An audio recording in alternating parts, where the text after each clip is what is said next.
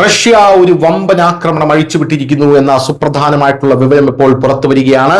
യുക്രൈനിൽ മാത്രമല്ല അയൽ രാജ്യമായിട്ടുള്ള മോൾഡോവയിലും ഇതിന്റെ പ്രത്യാഘാതങ്ങൾ ഉണ്ടായിരിക്കുന്നു എന്ന് നമുക്ക് മനസ്സിലാകുന്നു.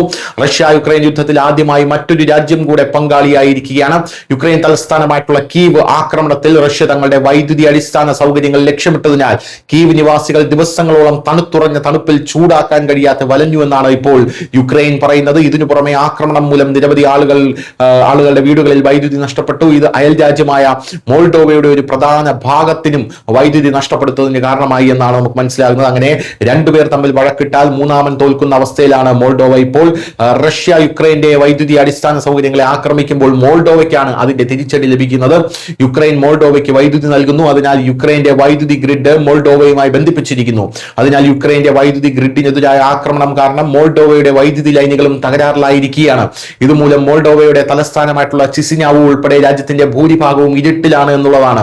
യുക്രൈനിൽ നിന്നുള്ള വൈദ്യുതി വിതരണം വിച്ഛേദിപ്പിക്കപ്പെട്ടപ്പോൾ ഓട്ടോമാറ്റിക് പ്രൊട്ടക്ഷൻ സിസ്റ്റം പ്രവർത്തനക്ഷമമായി മോൾഡോവയുടെ ഊർജ്ജ മന്ത്രി പറഞ്ഞു.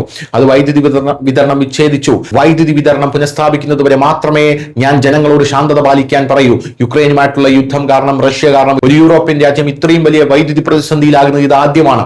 ഇത് യൂറോപ്യൻ രാജ്യങ്ങളിലും ആശങ്ക പടർത്തിയിട്ടുണ്ട്. ഏകദേശം 4 വർഷമായി നിലച്ചിട്ടില്ലാത്ത റഷ്യ യുക്രൈൻ യുദ്ധം യൂറോപ്പിലെ മറ്റ് എത്ര രാജ്യങ്ങളെ പരോക്ഷമായി ബാധിക്കുമെന്ന ചോദ്യവും ഉയർന്നു വരാൻ തുടങ്ങിയിരിക്കുന്നു.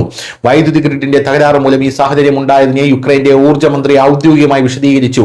ഇതുമൂലം കീവ്, സെറ്റോമിർ, ഖാർക്കീവ് മേഖലകളിൽ ഇരുട്ട് വ്യാപിച്ചിരിക്കുന്നു.